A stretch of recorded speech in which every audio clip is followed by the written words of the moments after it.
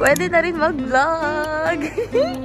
Grabe yung kaba namin, B. As in. Sa akin walang tinanong, pero sa kanya ang dami. Pwede tayo mag-buy day. Pwede na rin ako mag-vlog. Kaya wala tayong vlog papunta. Lagpas talaga ng I.O. We got our goodies. Pakiramdam sa I.O. I.O. experience na. Kinabahan ka ba?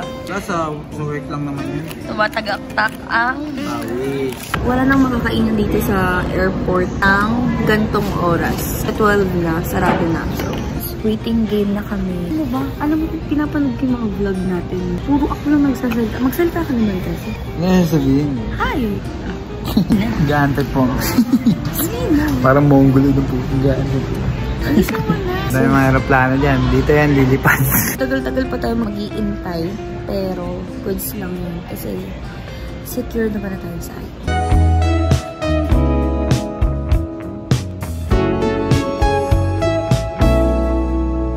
Guys, di pa rin talaga ako makatulog. Pero, yung isa dito, ang sarap na ng tulog. Hindi ako kasi sanay sa gintong higa or gintong hinihigaan. O, diba? Nakataas pa yung paa niya. Nakakaloka. O, ayan siya. Boarding na tayo, guys. Andito na kami sa Singapore. Nakarating na kami ng Jewel Changi. So, magla-lunch lang kami. Hahanapin namin kung saan pwede kumain. Hindi kami makapag-vlog ng maayos kasi ginagamit din namin tong phone para hanapin kung saan kami dapat ganon. Diyan tayo kakain. Gutom na? Gutom ka na? Kawawa ka naman. Order lang ako ng number 1, tapos ng number 12. 6.20, tapos 7.20. Like tayo, babe. Masarap ang kinakain mo. Ano to? Tofu? Grabe, ang sarap. Ang sarap ng order niya. Sarap po. Ang sarap mga sisi. Dapat lagi tayo magkaiba para titikman natin parehas.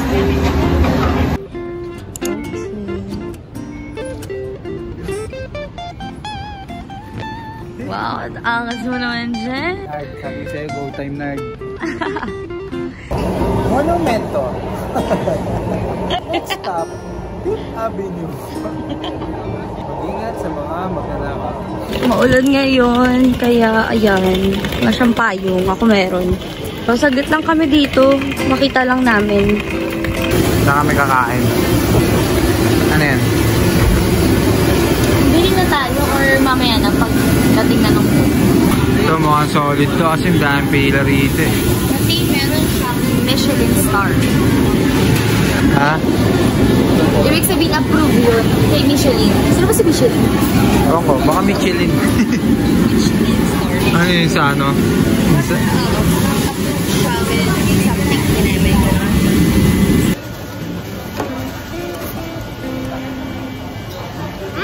Umami to. Kumalsik ha. Ulutan na.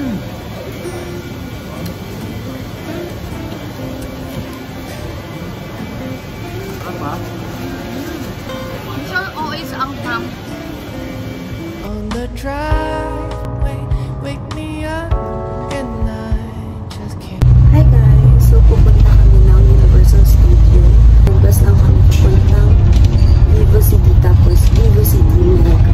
Sasakay tayo ng Sentosa train. Andito na kami sa Vivo City. Hahanapin lang natin kung saan sakayan dito ng Sentosa. Punta tayo ngayon sa SM Bal. Ang pinakamalaking SM ng Balsol. Ito, meron na tayong card. Waiting na lang tayo sa train. Wala silang card transaction ngayon. So, nag-cash kami, guys. Dito na tayo sa Universal Studio. Hahanapin lang natin yung globe. Tapos, mag-picture tayo doon, syempre. And, sasakay tayo ng mga rides. So, sana hindi umulan mamaya. Andito kami sa gilid lang ng Universal Studio. Malaysian Food Street or parang food court sa kanila. Dito lang kami magpapalipas ng oras kasi 10 pa ang bukas nung Universal Studio and 9:30 pa lang. In-order mo. Milo Dinosaur. Excited na ako sa rides mamaya. Oh my gosh. Papasok na kami ng Universal Studio, guys. Yay! I'm so excited! So guys, nasa loob na tayo. Siguro hanggang dito na lang tong video na to dahil mag-e-enjoy ako dito talaga. Susulitin ko tong Universal Studio namin. Bye! Nakakuha siya ng popcorn dun sa guest service. Sa birth month mo, punta ka lang doon and i-redeem mo lang yun. Pakita mo yung ID? Passport. Passport or ID na. Birth, babe. Save that spaghetti! That's 4 seconds to countdown.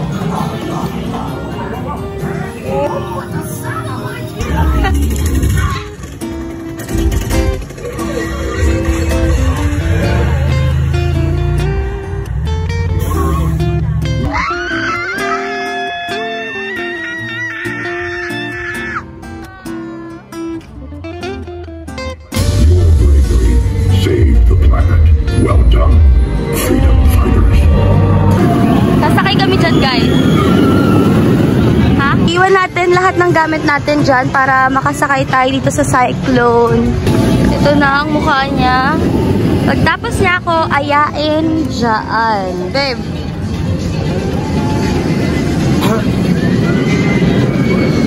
Dito pa rin ako.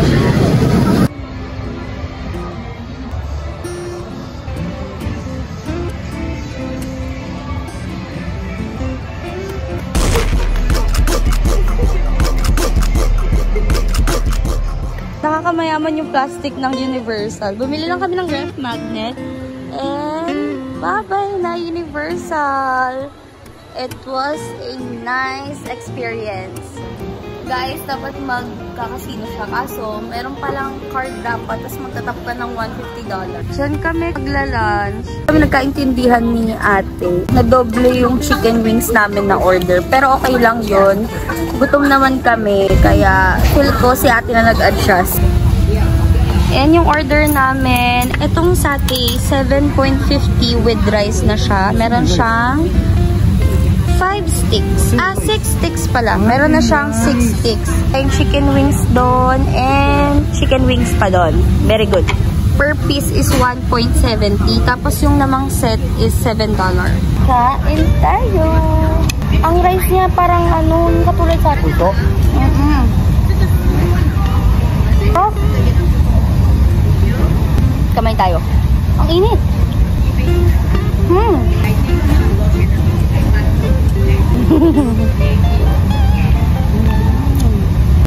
Bili ako ng... Ako tequila. Ang bebe. Halak balan. Ang ito. Ano? Mas mo ba mag-milk tea? Ano ba ito? Grass jelly milk tea. So, meron kaming grass jelly milk tea. Magkano, babe? $2.70. So, pwede na. Kasang milk tea. Akala ko, ang namimiss ni rin sa Pilipinas, yung pagkain. Kasi ako namimiss ko yung sinigang. Gusto ko yung mga ganun. Bago kami umalis, nagpaluto ako ng adobo kasi gusto, parang wala lang. Ang tagal mo wala sa Pilipinas. Pero siya, iba yung namimiss niya. Soft drinks. Kasi ang mahal ng soft drinks dito. Kasi mahal ang water dito sa Singapore. Kaya sa lahat ng magta-travel, magdala kayo ng mga tumbler. Kasi may mga refilling station naman. Lahat, no? Ang dami. Parang hindi ko pinagsisihan na hindi ako nakatikim ng McDo dito sa Singapore. Dati, sabi ko, ang goal ko, pag nakapag-ibang bansa ako, tatry ko yung McDo every country. Pero ngayon, parang hindi. No. Tatry ko yung local food every country. Itong mga kinain namin to, the best. Katulad niyan. Wala na siyang awa sa pagkain mo, ikaw maglalagay doon sa mga returning tray. Clean as you go tayo dito. Pilipinas, diba? Ganyan naman tayo nila ate siya.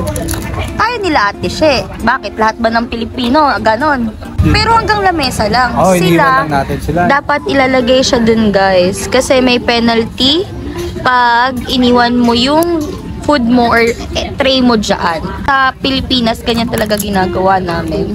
Kada kain, nililipit na namin. Kasi naging crew din siya ng Jollibee. Diba? Mas madali kasi kapag nakalamit. Napagalitan niya nga yung mga ibang customer dati sa Jollibee. Try ko tong original ng Singapore daw. Kaya toast. Ay ano, 0.10. Nagkikrave naman siya sa soft drinks. Talagang hahanapan niya ako ng centavos para lang sa soft drinks Kita mo niya. naman yung barya, di ba? Wala akong 10 cents. Talagang nakagawa siya ng paraan. Guys, this is my kaya toast. Hindi ko alam paano gagawin. Videohan ko daw ang craving satisfied niya. Yan, ASMR. Bango ng... Haluin to, babe. I don't know anong masarap dito ha, pero let's see. Ayan, ata yung ganon, haluin. Sarap diba? Ang sarap kasi yung dark soy sauce niya. Hindi ganun kaalat. Hindi siya maalat. Hindi rin malansa yung itlog. Partner talaga yata siya nakakita sa pitak-pitak. Akala ko weird yung itlog tas butter. Hindi, okay pala, no? Okay siya, okay siya yung niluluto. Pero ito, Uwian time. Tingnan lang tayo sa hotel. Tapos maghahanap pa siya ng tripod. Mabilisang ligo, ayos ng gamit. Tapos nag-early checkout tayo. Magdi-dinner lang tayo kasama yung tita ni Renz. Tapos dire-diretso na tayo papuntang Malaysia. Ready na siya sa Genting dahil malamig daw doon. Hanap lang kami ng masasakyan papuntang Bugis Junction. Doon namin imimit yung tita niya. Napatakbo pa kami ng napakahaba. Doon pa lang kami. Parang andun pa. Basta ang layo pa namin. Kasi ito yung bus stop. Hinabol na yung maling bus. 851E. May isa. Yung sasakyan pala namin is 851 lang. Walang J. Oo nga. Ayun yung Marina Bay, guys. So, tapos na namin i-meet yung tita ni Renz. Nag-dinner lang kami and nag-dessert. Tapos andito na kami sa pick-up point. 1 hour before departure. Dapat andito na kami. Ito na yung bus. Late lang siya ng 3 minutes. Okay, andito na tayo sa bus. Nare-recline yung upuan natin. Maganda-ganda ang tulog ko. Sa clock namin, binok yung bus papuntang Phuket. Super ganda. Tapos na kami sa immigration ng Singapore. Immigration naman ng Malaysia. Wala kaming mabibili kasi wala kaming ringgit. SG lang yung dala namin. Hindi kami nakapagpapalit. Tapos na kami mag-breakfast. Bibili na tayo ng ticket ng Paawa na Genting. And yung price nila, 10 ringgit. Got our ticket. Waiting na lang tayo sa bus natin dito. Papunta tayo ng Awanas Sky. Sasakay tayo ng cable car. Di na ako nakapag-ayos kasi antok na antok din kami sa bus.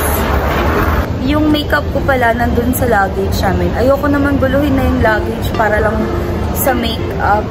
Kaya lipstick na lang tayo. Tapos nag-blush on lang din. Wow! Babe, ang ganda ng scenery dyan! Andito na kami sa cable car. Like, wow! Doon tayo galing. Diyan yung temple, guys. Alam ko meron tayong mahabang sasakyan na escalator. Super haba na escalator na yan. Ito na yung Chin Swee Station. Sabi niya, Monkey King daw yan. Dito sa temple, sinabihan na taga-Thailand daw kami. Tapos kanina sa bus, yung parang conductor doon, tinanong kung taga-Indonesia ba daw kami. wow. Totoo. Lurasin natin. Mapag na dito, kaya natatakpan niya yung temple. Pero ang ganda niya pa din.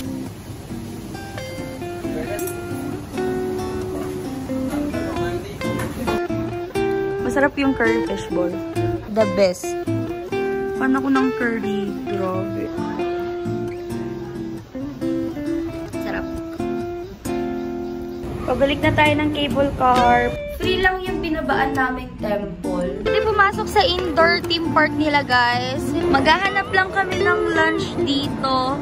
Dito kami nag-lunch sa Mary Brown. Orderin kami ng mushroom soup, rice, tapos kiddie meal na may chicken and fries. Bali, ito lahat yung total na nabili namin.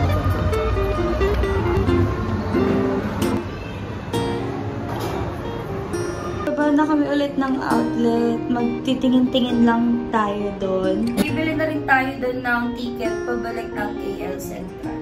Ito na yung bus natin pabalik ng KL.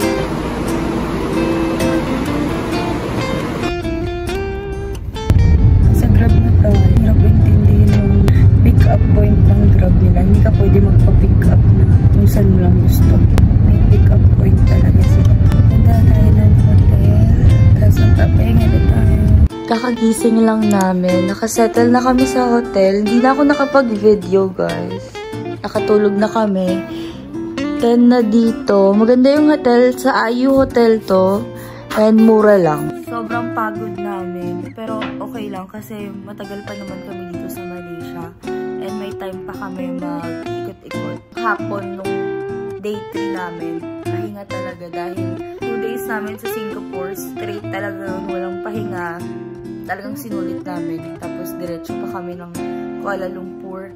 Tapos diretso Genting. Talagang pagod dahil sa biyahe. Hahanap lang kami ng makakainan. Tingnan natin kung ano pa yung bukas. Tara na. Anniversary natin. Natulog tayo. Dinner. Another McDo. Parang gusto ko i-try ito. Bebo, umorder kami na itong Prosperity Burger nila, guys. Isang beef, tas isang chicken para matikman namin both. And yung salted caramel nila ng McFlurry. Sa hotel na tayo kakain, no? Kasi parang sarado na rin dito yung ano nila, guys. Dine-in. Ito yung dinner namin. Kain tayo, guys. Day 4, tapos na ako mag-ayos. Late na kami nagising, guys. And hindi ko na alam kung kakayanin ko pa tong YouTube video ko. OOTD. So, bye, room! Andito na kami sa River of Life. Ganda. Andito na tayo sa Merdeka Square. Magpapapicture lang din kami dito. Papunta naman tayo ngayon ng Central Market. Grabe ang init dito. Sobra. Guys, dito ang dami nalang binibigay yung free taste. Halos lahat matitikman mo kaya hindi ka manghihinayang bumili. Nakagastos na kami ng 105 para sa pasalubong. Nakabili kami ng coffee. Famous coffee daw nila yun kaysa sa Old Town, sabi ng tindera doon. Ang dami niya pinatikim sa amin. Nakakatuwa kasi pinatitikim niya sa amin. Tapos kami naman, ito, nag-anli kuha siya doon. Kailang kuha ka? Tapos may libre silang water. Nagbibigay sila ng water. Pupunta tayo ng Chinatown. Tapos doon na tayo magla-lunch. For lunch, ito ang bibilhin natin. Anong orderin natin, guys, ha? Dumating na yung order ko, guys. Yung dalawang noodles, nagkakos siya ng 31 ringgit. Ito kasi 14. Tapos, ito naman 17 ringgit.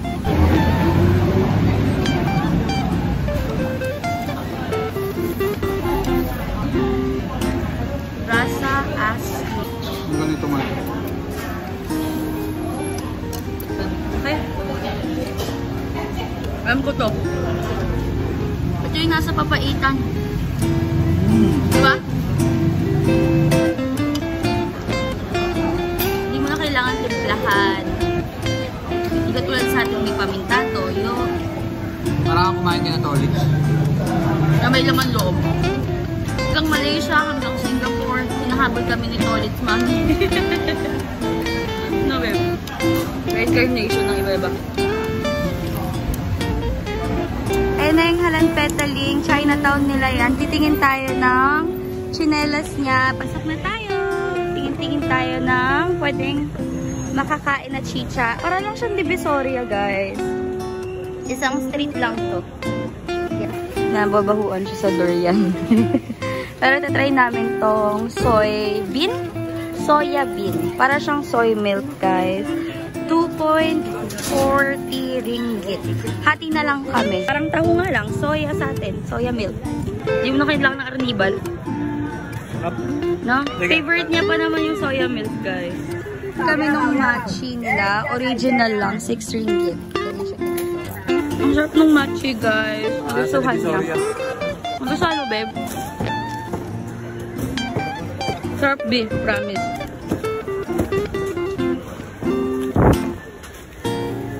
Mga chicken doon. Hi guys, day 5. Papunta kami ng Batu Cave.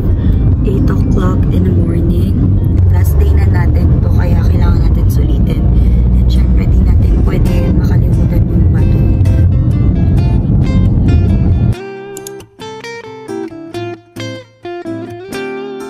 Tayo magla-lunch sa Shinki beef noodles. Try natin dito kasi 4.3 star siya sa Google Maps.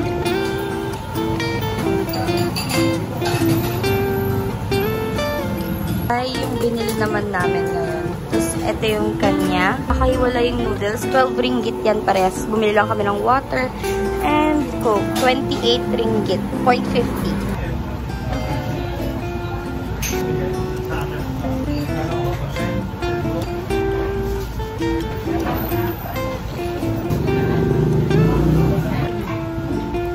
Walang kalansa-lansa. Ganda mo pa yung niluto nila ng 1940. Bili siya ulit ng soya bean. Favorite niya kasi yun.